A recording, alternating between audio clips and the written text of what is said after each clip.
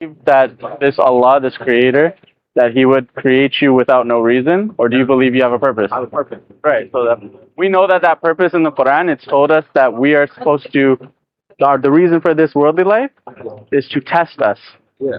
to which one of us is going to be best in the deeds that we perform until we are judged on the day of judgment. Do you know about the day of judgment? Like, have you heard about it before? Yeah. So on that day, we will be shown our book of deeds and we'll be tested and we'll be evaluated. Like, did you do what you were supposed to do with this worldly life, or did you waste your life, right? Yeah. Oh, yeah. And then so if you do well, then you go to Jannah, which is heaven, paradise. And if you don't, then you go to hellfire, right? Oh, yeah. Yeah. But you have to, part of that belief is believing in the messengers that he sent. Yeah. Right? So like the Prophet Muhammad is that last prophet in the lineage of the prophets that was sent.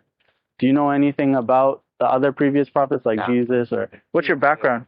Like no, like I know your ethnicity is black, but like what's your like religious, or do you have any spiritual background? Not really. Not really. You were raised in any type of household, like Hindu, Christian, anything like that? No.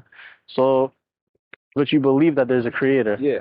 So you're kind of like the perfect candidate because you don't have any kind of like biases towards anything existing. You know what I mean? Yeah. Like if I talk to a Christian, I have to first evaluate him and try and convince him that, hey, a man born of a woman can't be God. Yeah. Right? Because that's the Christian belief, right? Yeah. Right? Which is kind of like illogical at the least, right? Yeah. Crazy in the extreme, right? Yeah. But if I'm with you, I can be like, hey, like, do you believe that the Creator sent messengers to help guide us? Right?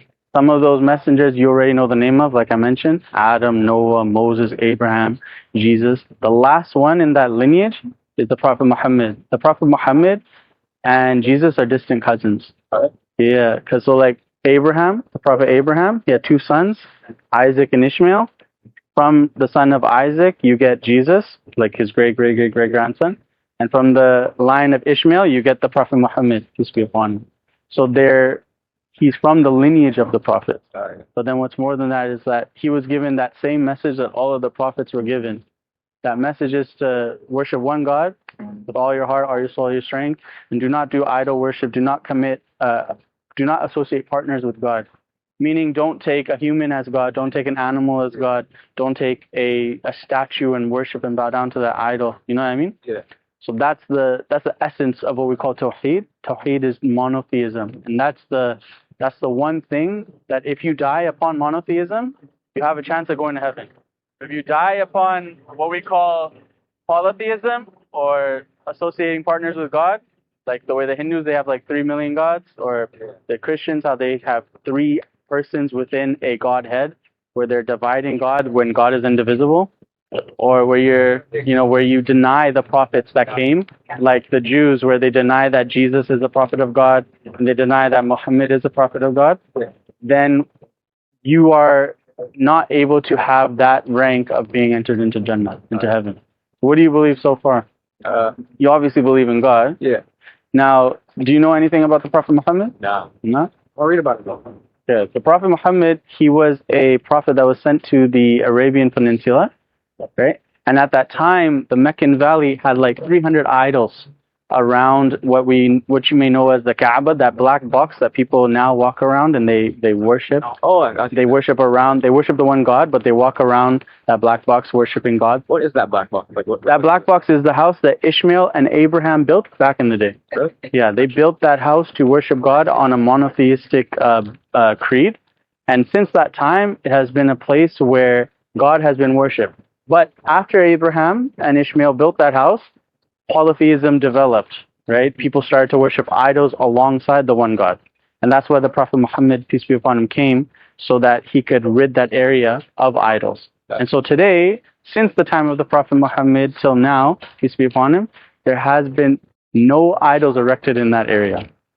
So it's just something to think about, like, if he was a false prophet or something like this, how was he able to change the entire Arabian society to go from idol worshippers to only worshiping the one true God? Do you have any interest in the cosmos or space or anything like that? No. Not really? I'm trying to find, like, if there was something in the Quran that was an evidence for you that information could have only came from the Creator, would you believe that the Prophet Muhammad is a true prophet, right? right? So like there's a chapter of the Quran. It's called Surah Al-Tariq. Tariq, the word Tariq itself, it comes from the Arabic root letters of Taraqa.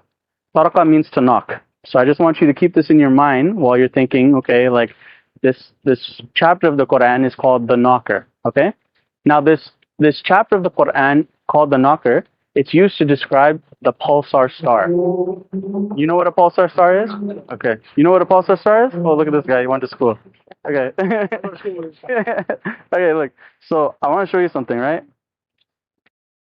Now, in the 21st century, we were able to, NASA and, the likes were able to send probes into space to collect data where they were able to gather information where they were then able to synthesize it and tell us what the sound of a pulsar sounds like. So take a look at this.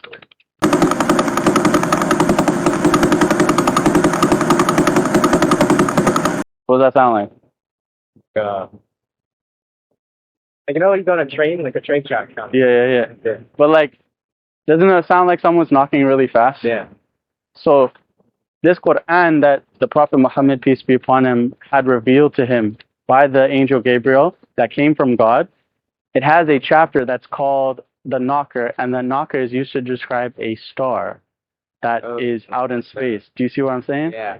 So how did that information come to a man that didn't know how to read or write in the Arabian Peninsula in 6th century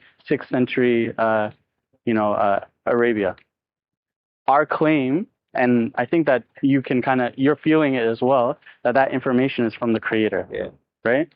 So if there's information that could have only been known by the Creator in the Quran, the revelation that the Prophet Muhammad had, then would you also agree that that means that he's a true prophet? Yeah. That's it. All right. So if you believe he's a true prophet and you believe in Allah, then that means you're Muslim. All right. Thank you. No worries, bro. Thank you. See you later. آمنت أن الآخرة لا بد يوما آتية كل الخلائق حاضرة كل السرائر بادية